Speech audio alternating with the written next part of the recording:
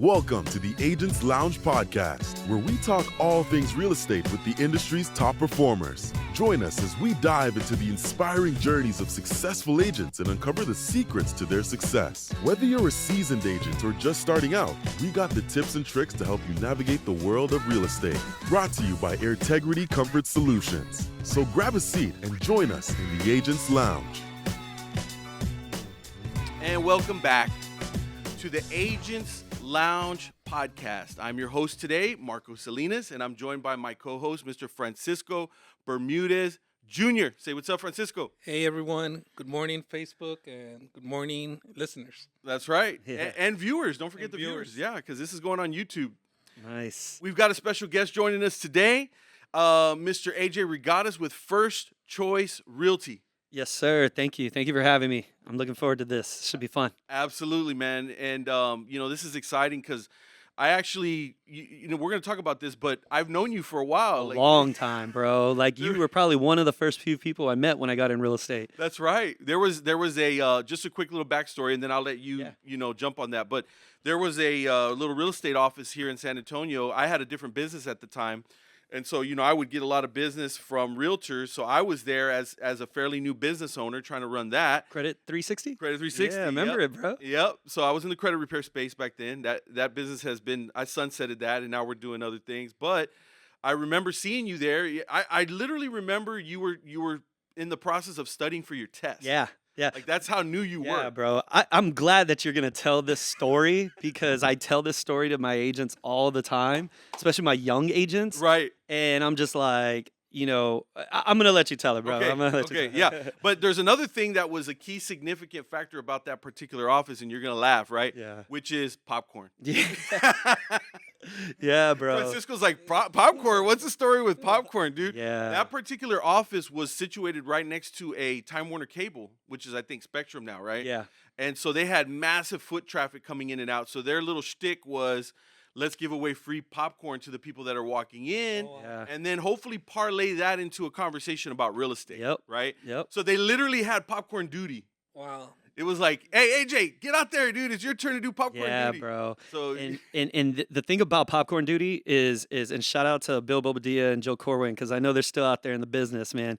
But the thing about popcorn duty is like no one wanted to do it, right? Like because you're standing outside, right, in the walkway in front of the office and I want to say Paragon Cable because it's how far back we go, but it was Time Warner at the time. Right. So Time Warner, you got people, and I found out these are people that are canceling their service, so they're pissed off already, and they're walking by, and you're just like, would you like some popcorn? And then if they took it, and you try to give them a card, and you just start trying to talk real estate. I mean, talking about just being thrown out there and with the wolves like right away. right. No one wanted to do it. That's In our right. office. And so I'm like, I'll do it. Like I tell the agents all the time, when they're like, I'll ask one of our newer agents that maybe just got licensed a couple months ago. I'm like, how come you're not doing an open house every weekend? Oh, well, I like to do it like once a month. And I'm like, bro, I was doing open houses every single freaking day, like Monday through Sunday. Oh, wow. Like, and so that's where I talk about And like, selling popcorn. it's a different breed. Like Right. we were a different breed back then, like compared to I'm not saying that agents aren't good right now, the ones getting in the business in the past few years, but it was just different back then. Right, We were right. cutthroat. We were How old just were you hustle. back then? Bro, so this is funny too. I was 27 at the time. This is 2010. So I was 27. I was considered the young buck in the office, right? Like I was the youngest one at 27. I think I remember the average age realtor at that time was 52 years old. Now, bro, I got over 30 agents in my brokerage that are under the age of 25. Yeah. And like it's crazy to see. So crazy. I guarantee you the average age realtor has to be somewhere in the early 30s now Right, for at least to Texas real estate or just in general Right. nationally. But let's be honest, at that time, social media was still kind of a new thing. Yeah, it Right. wasn't a thing, or it wasn't really. Just starting right, to, yeah. right? And since then, I think that's probably one of the biggest things that's transpired is that the young crowd, obviously that's become their world. That's all they've known. That's their life. Yeah. And it's really easy for them to see through their through their phone or through their device, right? What's going on in the real estate world, and it's very alluring. It's like, oh, look, this guy's making videos. He's selling houses. He's got a drone. He's got a hip hop beat in the background.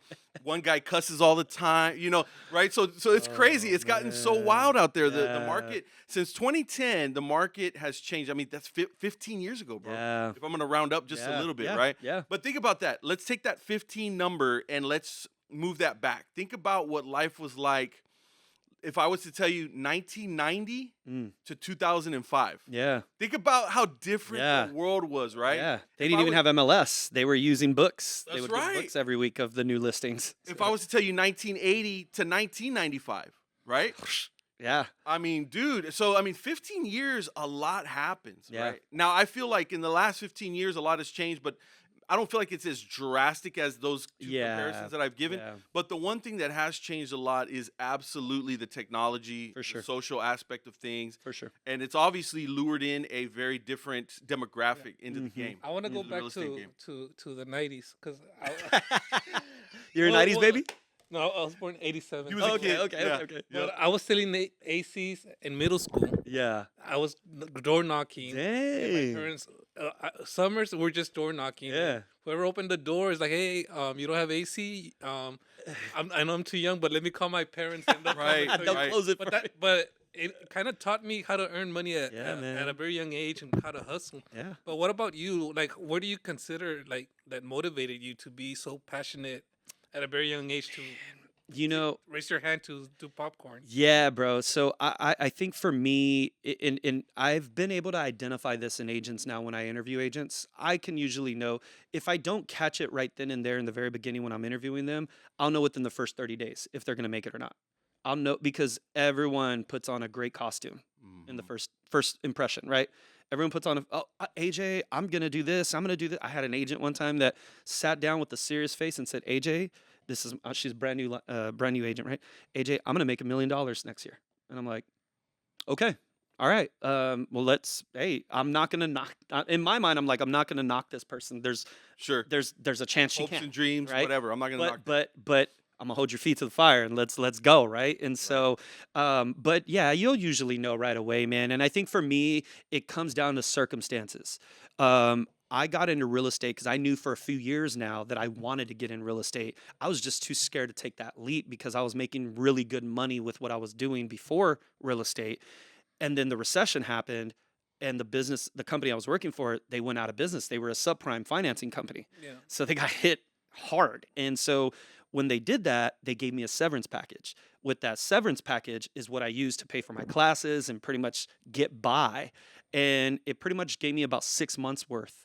So I didn't have a choice. For me, it was like, this has to work. I had all my family and friends doubting me. I had everyone, like it was like, are you sure it's a recession? And you've never done sales. You've never been self-employed.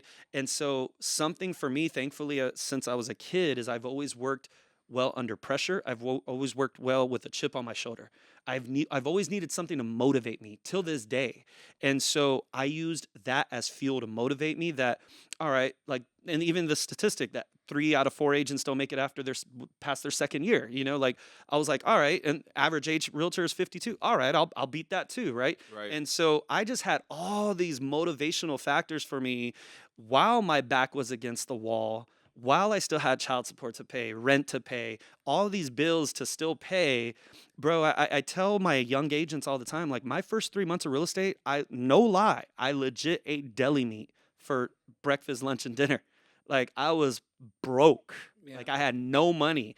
But what I did have was the hustle in me and the no excuse mentality that I knew that one day I didn't know what I was capable of making. I just knew I was capable of making money that was going to be more than what I was making at the time. Sure. And so I knew that if I give my all, I'll make it in this industry.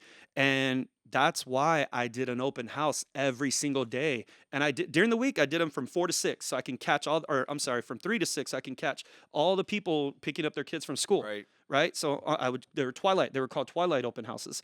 And so on the weekend, every day, right? If I had to show because I had that one buyer that I was working with, I would show them after my open house. Now these days you hear agents, oh no, I didn't do an open house because I had a showing. And I'm like, one showing to one client. You couldn't schedule them around your open house.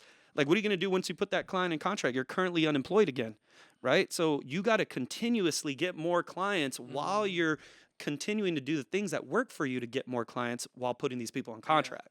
So it was just a mentality I had that I know I've seen maybe one agent, and we got, don't get me wrong, we got some amazing hustlers in the brokerage, right?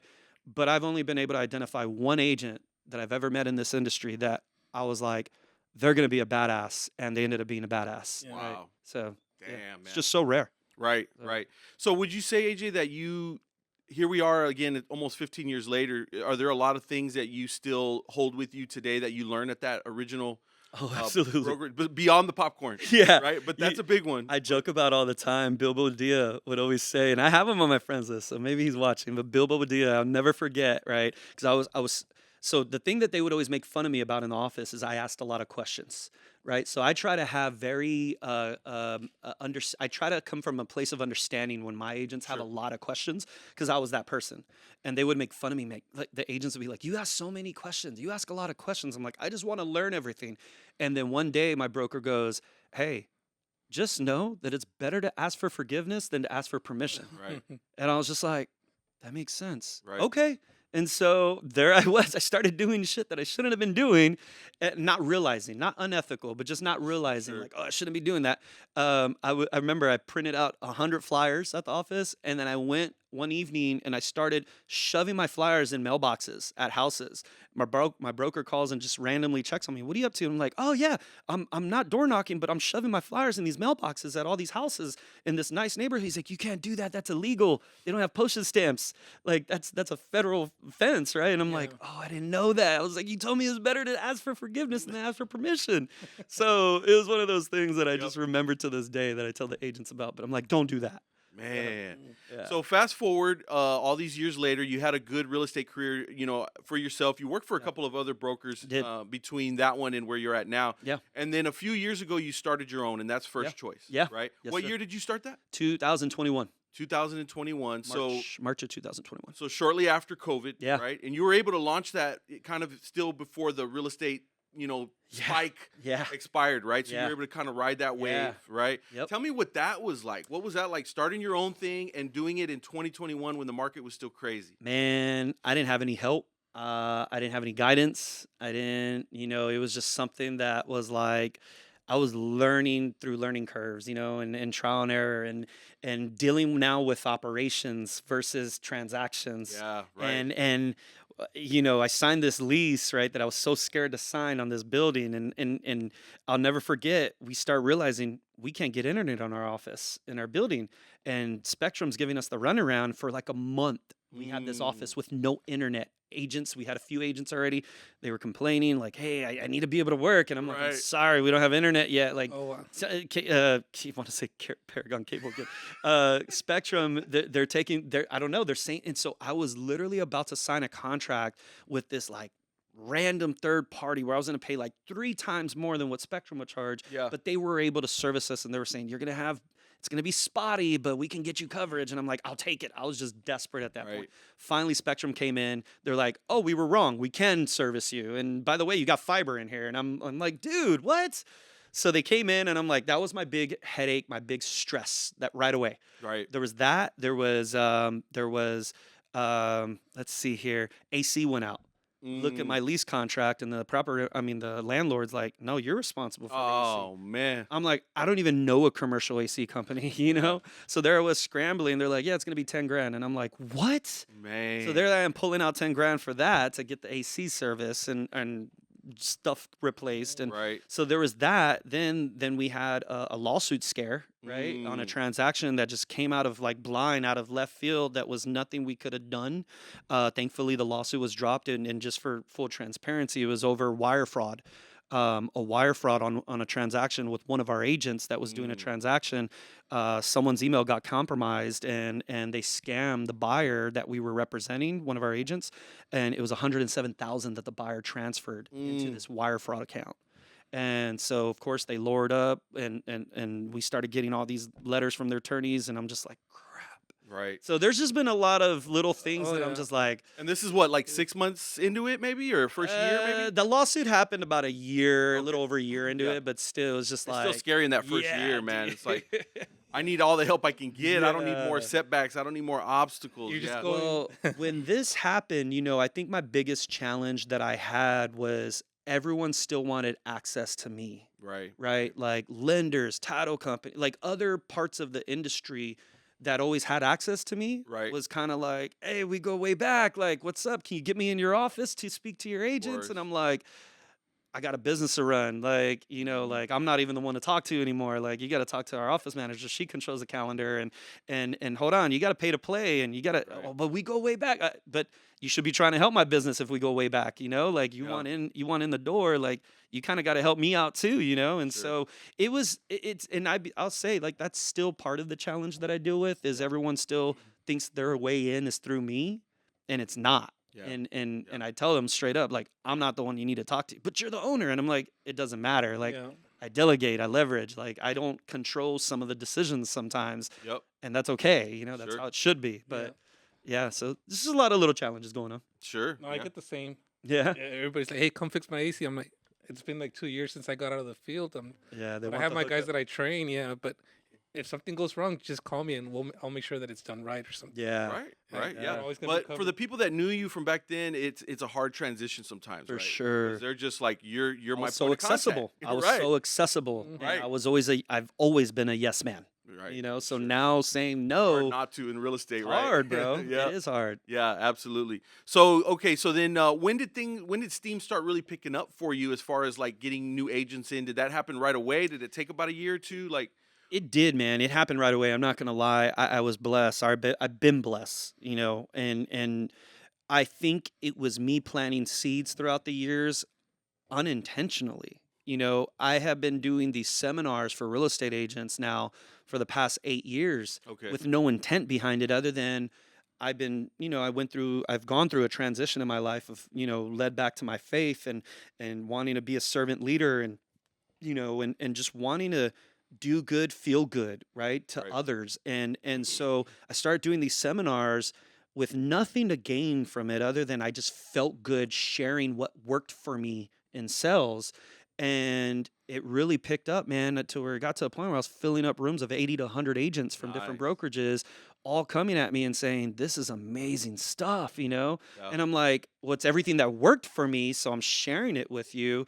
So then when I announced the opening of the brokerage, it was like, well, you've always been there to help me. I want to go work with you, I like see. it was a Yep. lot of agents in this industry that would call me to ask for help. Yep. That again, I had nothing to gain other than feeling good that I was helping someone. Right. And I planted those seeds and built those relationships to where, yeah, we opened the doors and everyone's like, I want to come. And I'm like, cool, let's go. So it was So- very easy for them to say For yes, sure. right? For sure, man. Yeah, Yeah. I for got sure. you. Yeah, no, that's phenomenal. There's obviously something to giving out free information, giving out a lot of value, right? Mhm. Without necessarily having an expectation in return. Yeah. And it usually resonates with people and they remember it. Yep. And obviously you're a perfect example of Yeah. that because when that time Preach it. came, you're like, all right, I've got my brokerage now. Yeah. And word came around. I'm sure that's when people started knocking on your door and saying, I'd like to be a part of that. For sure. Right. For sure. Now, it can potentially create another problem, which is maybe I got too many people that want to come in, Yeah. right? And I need to QC in some capacity the people that are coming through because I can't just say yes to everyone, right? Yeah. We've got to have some sort of system or process to filter out certain people. It's like I love you, but maybe you're just not the right fit, Yeah. right? And it sounds like how many agents do you have now as of this recording? 114. 114. Yeah. So before we hit record, you were telling me that you had to reduce that number. Well, not that number, but Yeah. it was a little higher. Yeah, just a few months ago. we'd be over 200 agents by now if it wasn't for. Of course, some have left. They wanted to explore options, but there's been times where I've had to clean shop and Right. release a significant amount of agents that I just felt weren't bringing any value to the table. Not in regards to transactions, Right. in regards to other factors like risk level, and liability purposes, and Yeah. them just not being a part of what we're about, the culture, the training, the support, and just kind of winging it and just looking for somewhere to hang their license. Right. I made it very clear I don't want to be that brokerage. Like you So- go to, I don't want to say no names, but we all know who they are. They're the ones that count how many agents announce it all the Right, time. So 100%, yeah. 100%. There's lots of options, Yeah. right? So, but how does a broker at this era in the market or in the game in the real estate industry, how do you go about ensuring that the people that come in going forward are a little bit better of the ideal candidate that you're looking for? Does that just purely happen in the interview process? Yeah, You think? it does. And sometimes I'm off, but for the most part, I will say one of my biggest strengths, my biggest, like I should say, capabilities of being able to connect with people is understanding people, Okay. reading people, right, and catching vibes, catching energy, Okay. and reading energy, and I always say in the interview, whether they're brand new licensed or they're seasoned, is if they're seasoned, I tell them I don't care about your numbers. I think that's great. You're an amazing producer. At the end of the day, what I care about the most is your character and who you are as a person. Yeah. Right? Like yes, you bring some big numbers, you've got some great accolades, but at the end of the day, I need to know that you're going to fit into the culture that we have, that we've established here, because everyone knows in our brokerage, our number one thing is our culture. Okay. Like, that is what I preach about it every single week to the agents. All right. Is our culture, and so I can't risk bringing in this prima donna, Sure. mentality of an agent that just because they sell X amount of homes every year, they think that their shit don't stink and that they're gonna be able to get away with everything they want. Right. It's like, I don't need you. Right. I'm not in this for the money, but I can only make so much off of you anyway if you're a top producer, because you're going to ask for so much. Right. So at the same time, the volume that you also bring also creates liability Sure. if you're Sure. reckless. Sure. So I Right. look at all those things. Yeah. So part of your culture, you're telling me, is that you want there to be a certain degree of humility, Yes. right? Like, Yes. don't come in here thinking that you're better than everybody else. And even if Exactly. you do succeed, you still need to kind of maintain a certain degree of level-headedness. Yes, I'm Right. huge on that, man. And it starts from the top, right? I there's been times where I've had to address things in the meetings that I have made mistakes on, Sure. right? And sometimes I will say, like, even my leadership and my close knit group have said, like, I don't think you needed to share that, and I'm like, no, I want our people to know, because at the end of the day, I'll gain their respect for that, and they'll see that I'm not this person that sits on a pedestal that doesn't make any mistakes. I make mistakes. We all do. We're all human. Right. I learn from my mistakes, but I'm also going to own up to them too and address them if I feel they need to be addressed to the brokerage. Right. So, Definitely. Do you have like when somebody's brand new, is there like a coaching guide or something that we you all put them in a follow? series that we have. Yeah. So thankfully, another thing that I like to point out that I'm really proud about and excited about and fortunate for is we have 4 different broker associates in our brokerage Really? that all could have gone and opened their own brokerage, but said, no, I like what you have over there. I want to be a part of that, and I want to contribute to that Nice. and help it grow to where they've joined us. I And see. so I'm so blessed to have these broker associates that all have share the same mentality of, hey, if you can't get a hold of AJ, I'm here. Let me know. I see. And so one of our broker associates, Jacob Delgado, he's revamped, restructured our whole training modules, where in the evenings now we have evening trainings every week now, and those evening trainings are geared towards brand new agents. Yeah. And we have on Thursday evenings, it's a training series we have going on. We're on week number, I want to say we're on week number 6 or 7 right now. It's an 8-week series, and then we restart it again.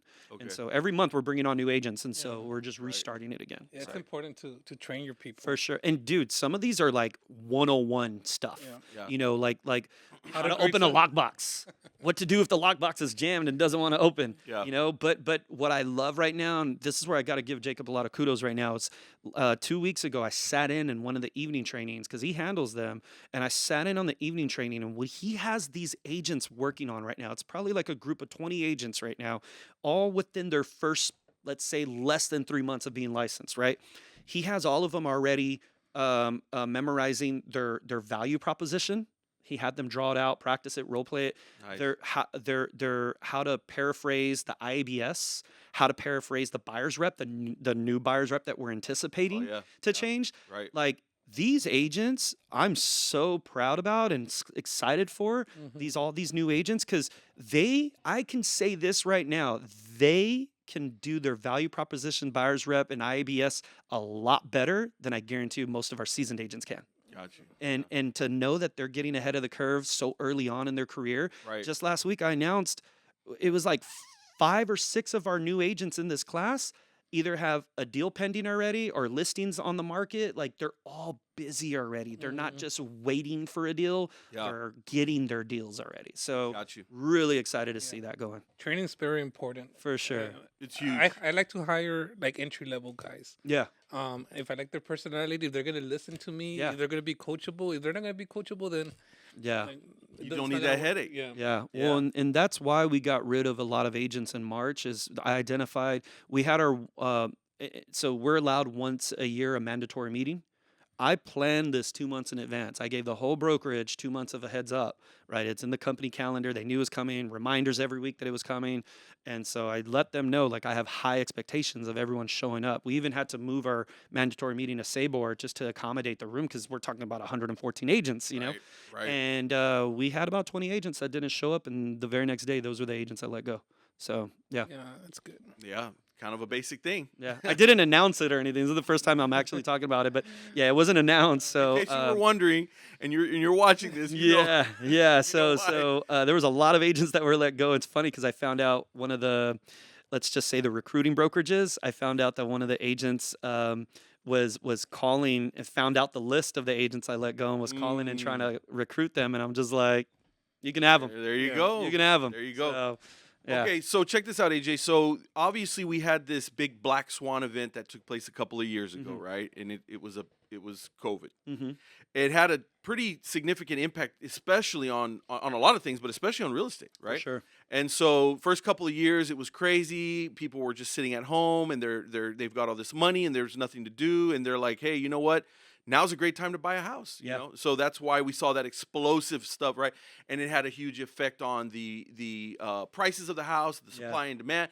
Now, a few years later, it's triggered all kinds of things, right? And now the market seems to be, kind of challenging, right? It's a little challenging because people are not used to the rates being as high as they are, even though historically they're not so bad. Yeah. But what we got used to, right, was insanely low. For sure. And then again, there's just weird things going on with supply and demand and all that. So what are you doing to navigate your team? Or let's just say if somebody's listening to this and they're like, I want to get into real estate, but I don't know if now is the time because it's so crazy out there. Is there still an opportunity? Do you recommend that people consider this right here, right now to jump into the game? Are people still making money pretty? No one's saying it's a get quick scheme, get rich quick scheme, right? But can you honestly look someone in the eye and say, you can make a real income in this economy right now in the next 6 to 12 months? Yeah. Yes. That's absolutely. totally possible. Absolutely. Now it comes down to that person, though, right? I would say for 1 out of every 10 people that are brand new that are saying, hey, can I make it? Do you think I'll do good? And I bring this, I'm ready to roll, AJ. I'm ready to just put it all in. And because they always say that, right? I'm going to be available. I'm going to give it my all. It's about 1 out of 10 that actually pull it do off. it. And I'm not bashing on that. I totally get it. Yep. It's just a mentality that not many carry. And so there's enough evidence. I'm sure in other brokerages too, but there's enough evidence in our brokerage of our agents that that are blowing my mind on how well they do in their first year. I remind our agents all the time, 2020 and 2021, everyone had great numbers. Everybody. Right? Everyone had great numbers. Right. So, when you see agents saying, oh, I did this much in 2020 or 2021, I'm like, we could have all sold real estate with our eyes closed. Like it was easy. Correct. And now everyone's hitting the panic button, and I'm like, nah, this ain't nothing to panic about. Because then I refer back to 2010 Correct. when I got in, and I'm like, right. I was during a recession, a true recession with all we were showing was foreclosures, and so now it's like. This is a normal market. It's stable, in my opinion. It's stable. 2020 and 2021 wasn't stable. Correct. It wasn't sustainable. Correct. Right? We looked like rock stars during that time on the buyer side. I mean, on the seller side. Right. On the buying side, it was painful, right? Because you submit an offer, there's 20 offers, everyone's offering $100,000 over asking. Like you had to waive options, you had to waive appraisals. Like it just wasn't sustainable. Correct. And so now this is a sustainable market. All it requires is for the agent to put in the work. Yep. That's it. Put in the work. Put in the work and explain. Transparency is key to your client. Sure. So explain the process to them. Yeah. So even with the whole NAR thing coming up, like we're not worried about it. We've already been nipping that in the butt ahead of time. Sure. So Yep. no. So in a lot of that, do you feel like it goes back to these protocols and the systems that you guys have built to handhold and walk people through it? Absolutely. So that's why when that statement came out that morning, I remember that Friday morning when that NAR settlement statement came out, I remember jumping on a call and we're like, I think we canceled out. So mind you, at that time we were doing 4 different trainings every week. Okay. We canceled out like 6 right away. And we're like, all of these trainings need to revolve around what's about to happen. Yeah. Like, let's nip this in the butt right What's away. the The NAR settlement statement or the NAR settlement issue. That's that issue where they're going to be able to, I guess, negotiate the commission ultimately, right? Which we can talk on that too. But that following Monday, so three days later, Yep. I addressed it in our meeting. And I said, this is why I'm not worried about it. Neither should you. And this is how we're going to approach it. I see. And just to kind of sum this all up, because there's a lot of loud noise with this, right? Just to sum this all up, the only real change that's going to happen is we are just going to be required to be more transparent on the buyer's rep. And we're actually going to have to do a buyer's consultation. Go figure, right? Yeah. So I'm actually looking forward. It's going to be a challenge. I'm not going to lie, right? It's not going to be all easy peasy. It's going to be a challenge. Yeah. But all this is requiring is for us to become professionals again. That's it. Yeah. That's the whole complaint.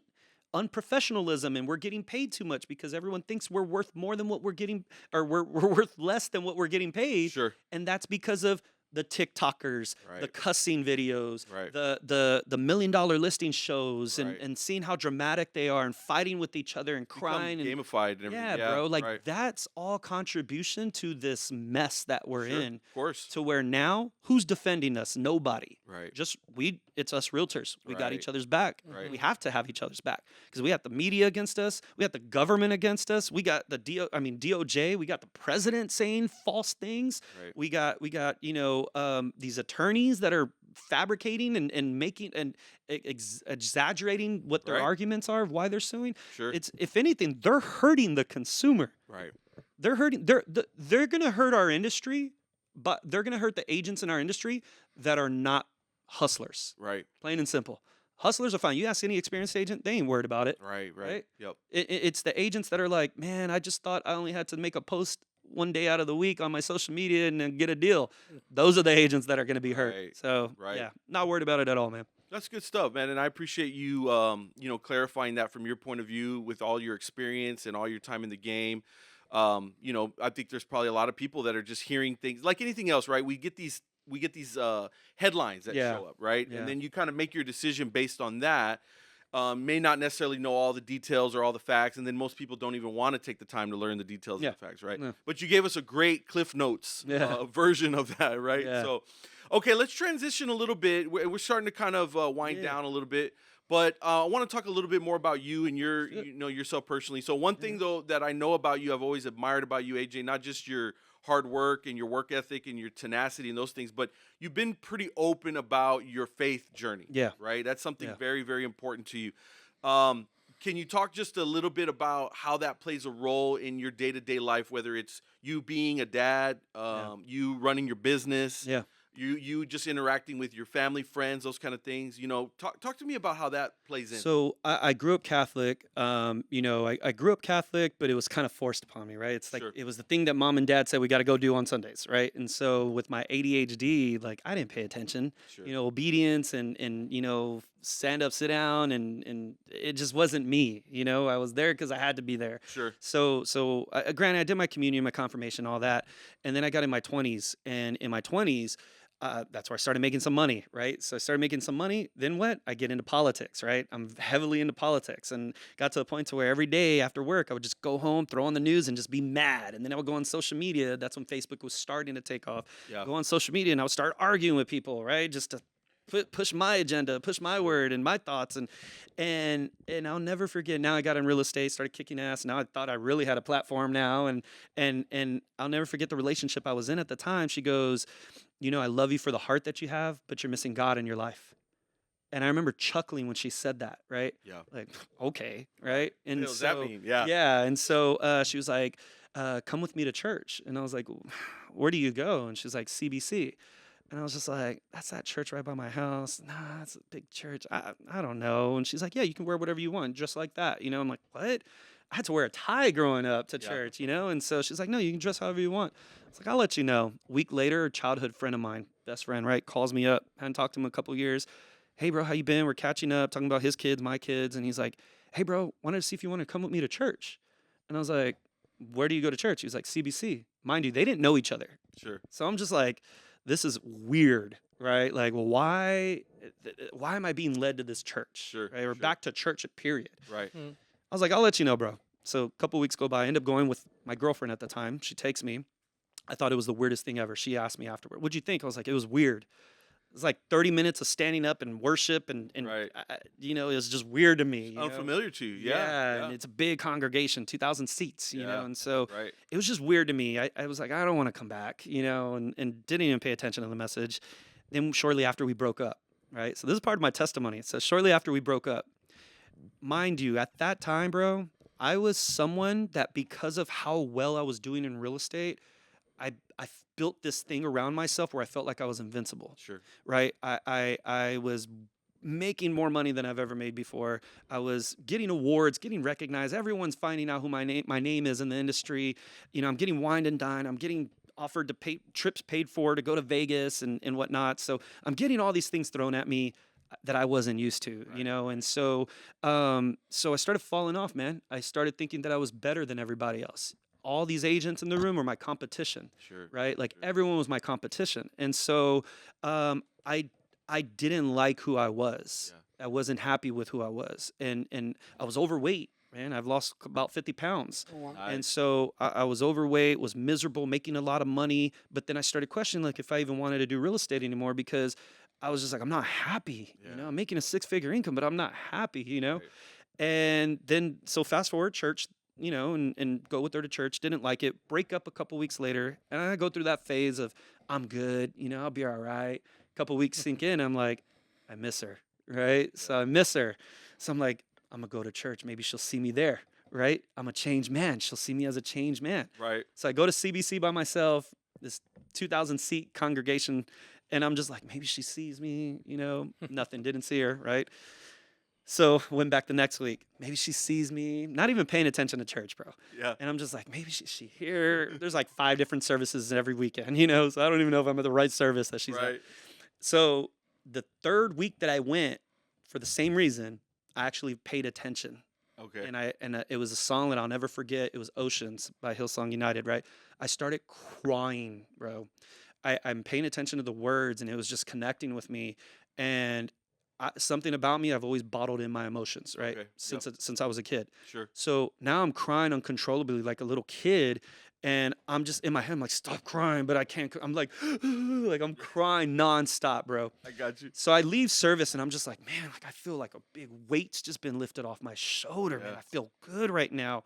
I'm gonna go back next week, right? Go back the next week. Now this time I break down crying during the sermon, during the message, right? Yeah. So now I'm just like, what's going on? Go back a third week, break down crying again. And I'll never forget, shout out to Henry, man.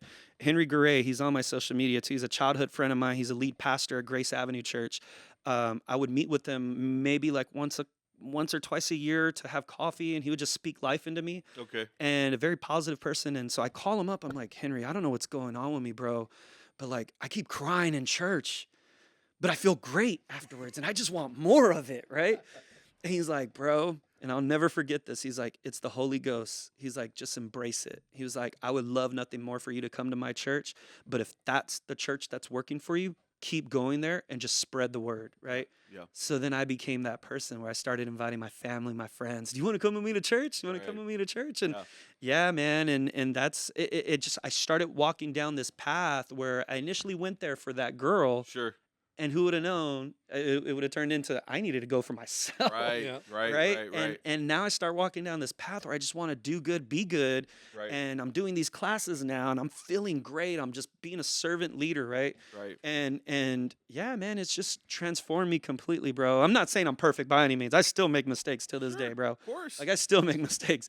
But I walk a better path, bro. Right. And Exactly. everything that I do, even with running the brokerage, everything that I do is faith-based, man, where I make sure to give grace as much as I can Yeah. and when I can, when it's appropriate. But at the same time, like I walk and believe a different way now.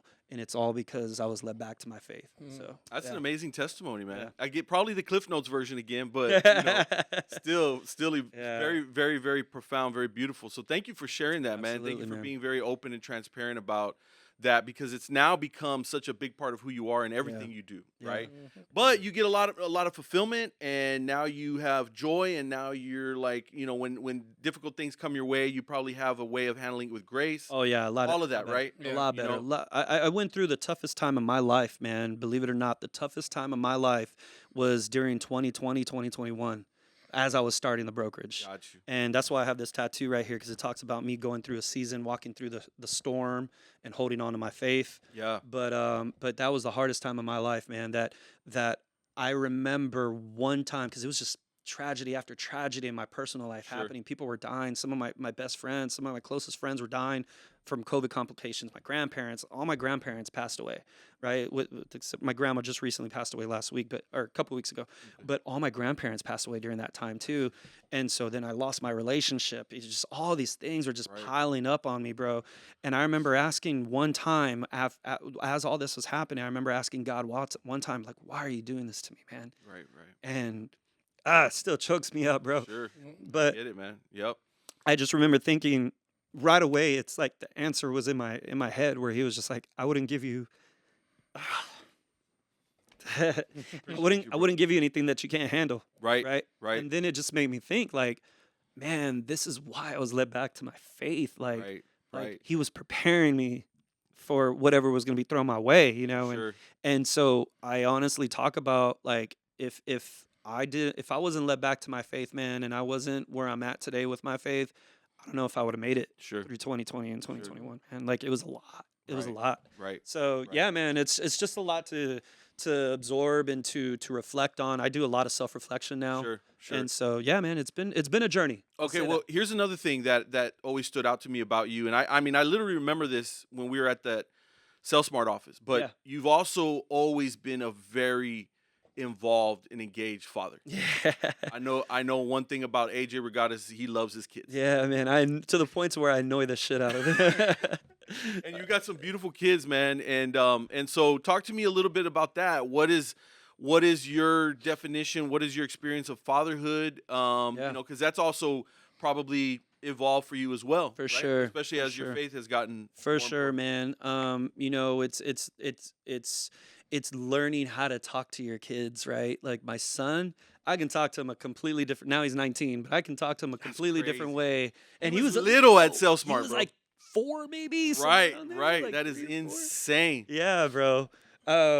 I think you would give him popcorn, like he'd be there with you, like on a Saturday, yeah, right? bro. Because we That's were what I always there tell- on the weekends. That's what I tell my agents. I'm like, y'all, like, they're like, oh, I got my kids. I'm like, I'm not trying to tell you how to live your life. Right.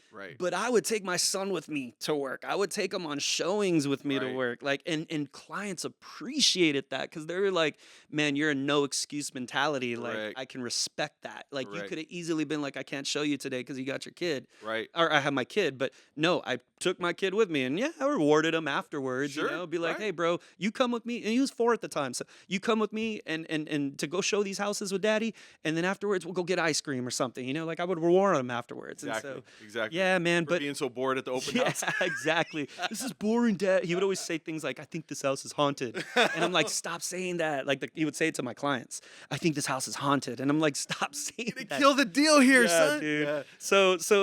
But fatherhood, man, honestly, not too many people know this, but my real dad was my biggest motivation of being a good father to my kids, because he was the father and he wasn't there. Right. He's to this day, he's a deadbeat. Sure. And so he motivated me. Something that my mom would say, and I love my mom, but something that she would say to me growing up when she would get on me, because I was a pain in the ass, is, you're going to be just like your dad when you grow up. Oh, man. And when she would say that, it would just like, it was like this fire in me, because I knew how much he was breaking my heart, growing up. Yeah. So when my son was born, mind you, I was 21. When my son was born, I was walking down this bad path, bro. I was doing drugs, selling drugs, breaking into cars, getting into bar fights. Like, I was shot at one time. One of my friends was killed, in a drive-by. Like, I was walking down this path of just walking on a thin line of life or death, and OD'd one time, bro, on drugs. And so then my son's born. And all that just came to a halt, man, to where it was like, man, I'm gonna be a father. Like, I don't want to be anything like my dad. You Yeah, know, like right, he's been my motivation. You know, like, right. and now I have an opportunity to correct this and be a good dad to a kid that's gonna be looking up to me. You know, and yeah, bro, that was my biggest motivation. And then when he turned 4, the reason why I had him all the time is because when he turned 4, I got custody of him. Not too Okay. many people know that. I raised my son since he was 4 or Wow. 5. I didn't realize that. Yeah, You had I custody. got custody, so I Wow. raised him all the way. Now he just moved out a few months ago, moved back in with his mom, and they're catching up and getting, it's good. Sure. But yeah, man, I raised my son. I was a single Wow. dad with my son, so While you built your real estate career. yeah, Yeah.